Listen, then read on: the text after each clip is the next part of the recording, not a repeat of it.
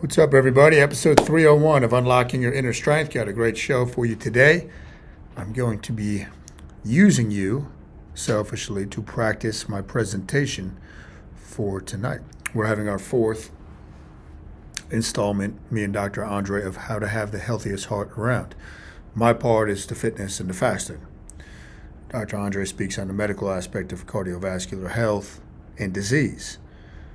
Before I get to that, we had a great weekend away in the Poconos, really good times. I'm not much of a skier, but I'm learning. Saturday was pretty much Emma and Daddy time as Devin took the boys up to the top of the mountain. Braxton's getting really good. Devin's an excellent skier. Colty's learning, so I wasn't going to be much help with Emma. But the day before, we were all out there in the slopes.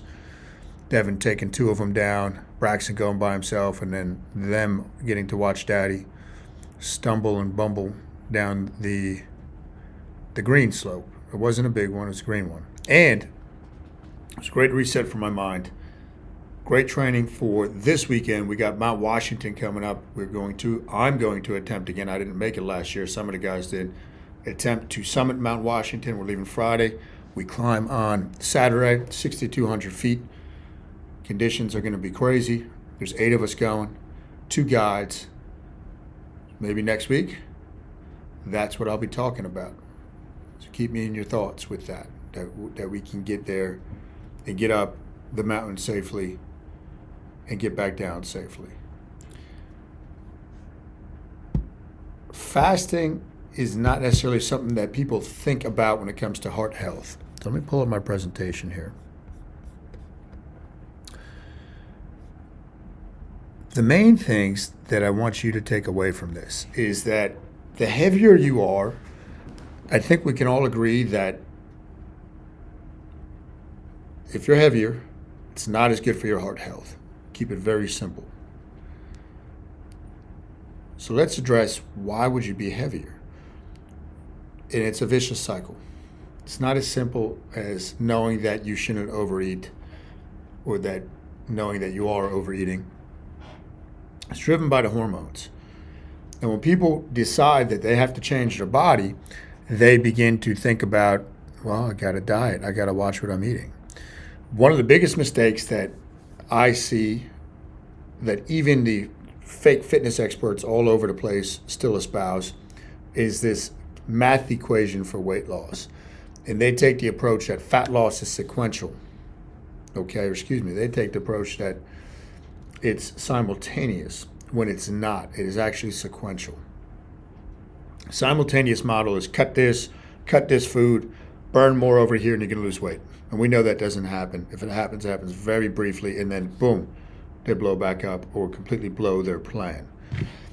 Fat loss is sequential. Weight loss is sequential. You got to empty the fridge up on your main level to get to the freezers down in the freezer, the big box freezers. That is the weight, the excess weight and the fat that we want to get off. But we can't have a reason to go down there and tap into those stores, those freezers in the basement, unless we empty out the fridge upstairs. And we do that through not putting as much into it as often and keeping that fridge door shut. Every time that light goes on, think of that as an insulin spike. Insulin signals your body to store. So that is the first thing that I will be teaching tonight. Inflammation and insulin resistance are really the same thing. You cannot have one without the other. To the best of my knowledge, the best that I could connect the dots, one cannot exist without the other. So I always refer to them as the same thing. When you have high cortisol and high insulin, that equals a recipe for disaster. Think of the man that has a big beer belly. That's high insulin, high cortisol. They should not both be high at the same time. We do not want that. Again, insulin signals us to store. Cortisol can signal us to burn or to build.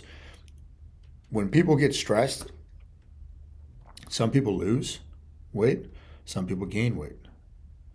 The people that lose, cortisol is used to burn in those situations. The people that gain are stress eating. Insulin's high. Cortisol's high. They stress eat, insulin goes high, and they get this visceral fat around their organs, which is very dangerous. We don't want that. Couple quick changes that people can make before I dive into the fasting. Sodium. So I go over the sodium myth. Now the sodium myth is really that we should keep sodium low. That's one of the biggest health lies ever told. And almost everything you know from the mainstream about health is incorrect. And I believe it's a part of a conspiracy to keep people unhealthy, to keep people hooked into big pharma, to keep people, basically coming back to the hand that feeds them, so to speak. You need sodium. You need it in adequate amounts. We do not want to keep sodium low. That goes right in there with the low carb myth. When you get enough sodium in, sleep improves, energy and metabolism improves. Every cell in your body has a sodium-potassium pump. Sodium in, potassium out, and vice versa. When we don't have sodium and potassium in correct numbers or quantities, those pumps become sluggish, metabolism goes down, energy goes down. Mental focus will improve with sodium. Sexual performance will improve with sodium. They've even done studies where the only change they make with people that are infertile and cannot get pregnant is they increase sodium levels, and boom, people get pregnant. Fitness performance is going to improve. This is the number one supplement you could take is sodium, hands down. 3.5 to 5 grams a day is what you should be aiming for.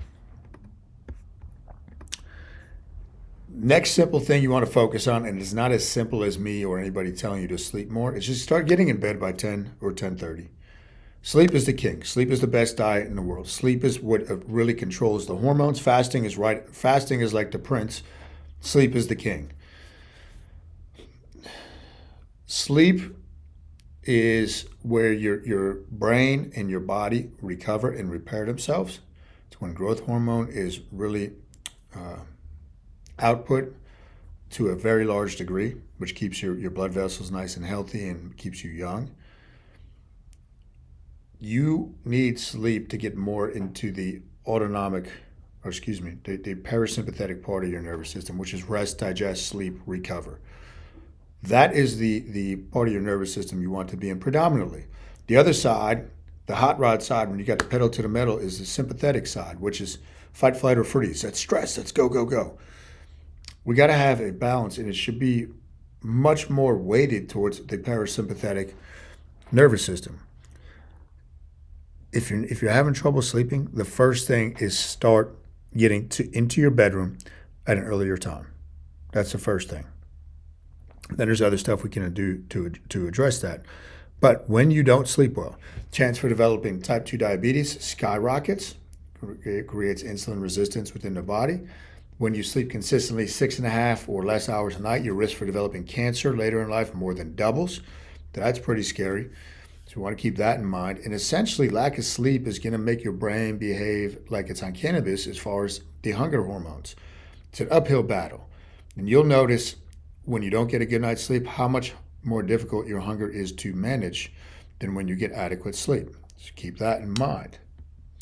Cardiovascular disease, we're getting 6.5 or less hours a night.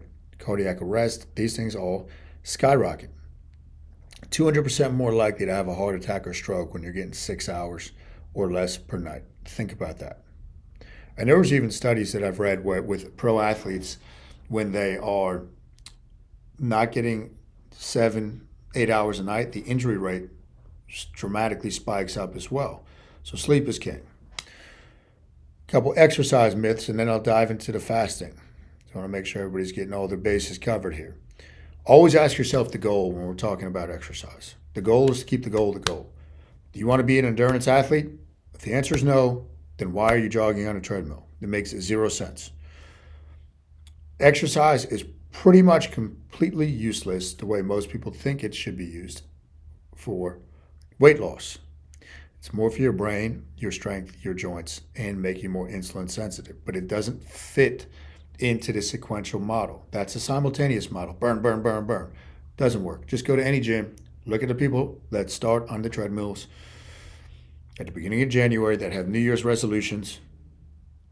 Go back in 2 months and tell me if any of them look any different or if they're even still there. Not going to happen. If you wanted to create a great exercise program and you didn't know what else to do, our acronym we use in our proprietary method at Newell Strength is FAST, P-H-A-S-T, peripheral heart action strength training. You want to get the blood pumping head to toe. Work as much muscle as you can. You can push, you can pull, you can do a squat pattern, you can do a hip pattern, and you can carry stuff. Put that in a circuit. Do it as many times as you can in a certain amount of time, and you are golden as far as your exercise program goes. Now let's go over the Panda fasting. I created the Panda, well, I should say the seed of the Panda was first created back in 2012. What happened then is I had a very devastating knee injury a lot of you know about, and I wound up doing the same thing to the other knee in 2014, but that's after the Panda seed was created. And I was getting ready for a bodybuilding show to come back from this injury in 2014. And about 8 weeks out, again, it's a devastating injury. My leg was mangled. And that used to be my strength, was my legs. Right? That was my prime time when it came to bodybuilding and as an athlete. But I'm reading this book by Lyle McDonald, 8 weeks out from the 2 shows I'm doing in 2014, and I read about stubborn fat. I'm talking, the stubborn fat typically for men is lower belly, lower abdomen, love handles. For women, it's typically the glutes and the thighs. And the reason it's stubborn is that it has a different type of fat cell receptor. Okay, it's an alpha receptor, which means the blood flow is not as good there. And if we're looking at getting rid of stubborn fat, we have to increase blood flow to those areas. And lo and behold, the main way, pretty much the only way you can do that, is through fasting. So I went to a 16-8 protocol at that point, did 2 meals a day, and it changed my life forever as far as eating goes. Gave me I had a lot of body image issues, a lot of control around food, and this changed everything. But I knew I was on to something. It wasn't until 2019 when I created the Panda. I started doing longer form fasting. Created the Panda in 2019 when I was in bed with the flu, a terrible case of the flu. I jotted it out, and I made an episode around that recently.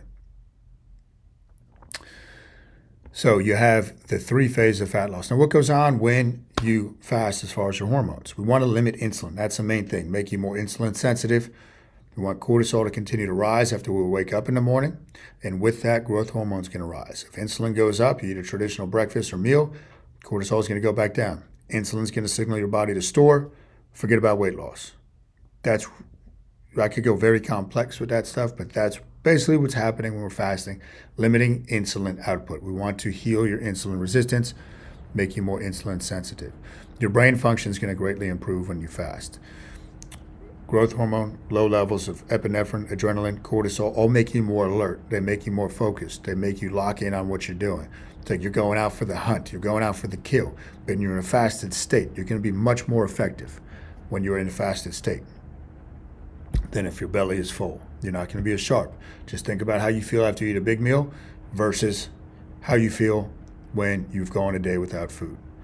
Which one are you going to be locked in more? Digestion greatly improves. Inflammation is reduced in the gut. Stress depletes something called hydrochloric acid in your stomach. Eating too often will also wreak havoc on that. Fasting allows us to heal and replenish. Your gut health is tied into your brain health. That's the reason it's called the second brain, the gut feeling. Most of your neurotransmitter production is produced in your gut. Fasting is going to improve this process, especially when you're eating the type of foods that I recommend. I'm going to give you a hint, a lot of fruit. Fruit is the main thing that you should be eating. That should be the dominant factor in your nutrition, should be fruit, before anything else. And I was actually just reading a book this morning, 100-year-old book, and this professor is saying the same exact thing about fasting and fruit. And I never read this guy's book before, but isn't that interesting? And this guy changed lives. Right? I've never even heard any other fasting experts talk about having fruit first. Some of them still try to say that fruit is bad for you, which is, if somebody tells you that, just walk away from them because they have no idea what they're talking about when it comes to health and nutrition. Zero. Okay. Autophagy is something too, guys, you can only get through fasting. That's when your body goes through, clips off dead parts of cells, damaged parts of cells and excretes them or recycles them and repairs them. That only happens when you're in like a one meal a day or approaching 24 hours. Remember, it takes 6 hours to enter a fasted state. Once again, 6 hours to enter a fasted state. Once you eat, and you think about this, most people are never in a fasted state because let's say they ate at 8 o'clock at night, then they go to sleep, but let's say they're eating a breakfast at like 6 o'clock, so 10 hours later. So they have 4 hours of fasting. Then they're going to eat throughout the day. Not very good. That's not what we want. Now, what happens with the typical North American diet versus fasting? Everybody wants to focus on metabolism. That's pretty much set in stone. There's big downturns throughout your life, or downturns, I should say. Late 20s, mid 30s, early 40s. For guys, it's pushed back about 5 years. But that doesn't really matter. You don't lose weight by increasing your metabolism. That's a big myth. Now, metabolism can upregulate or downregulate 40%, but the typical North American diets, all these things out there, these low-carb things and all this, and you name it, they're basically downregulating your metabolism. Metabolism is going to lower to match the input that's coming in when food is your primary energy source. With fasting, the opposite thing happens. Metabolism actually go up by 5 to 13%, which is pretty awesome. And that has to do with the mitochondria of the cell. Hunger hormones will go up when you cut calories drastically. So metabolism's coming down, hunger's going up, boom, you blow your diet. Fasting, hunger hormones come down over time. The opposite effect, which is awesome. Traditional model, again, is based on simultaneous weight loss. It works very, very, very short term before the hormones come back to bite you in the butt. Fasting is the opposite. It's sequential. Why have we been told to eat the way we have? Really, the big part of it, there's two big parts, and I made a whole thing about the conspiracy of fasting.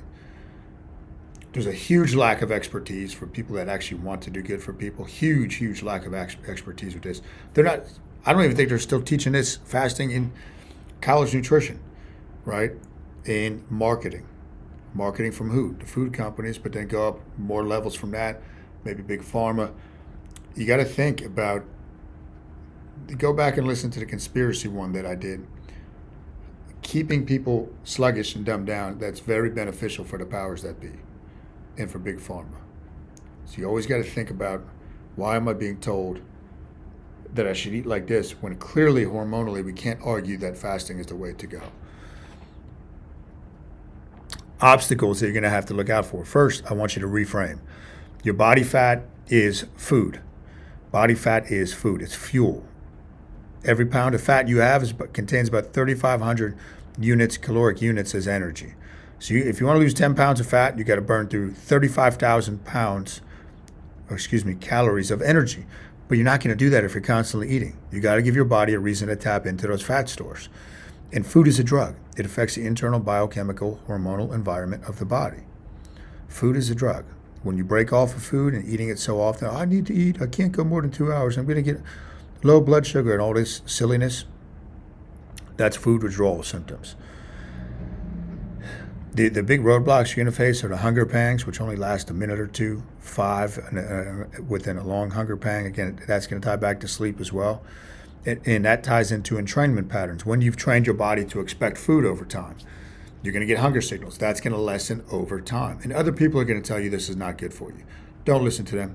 Look at the shape they're in. Look at what they do. Maybe they're thin, but that's probably just how they are.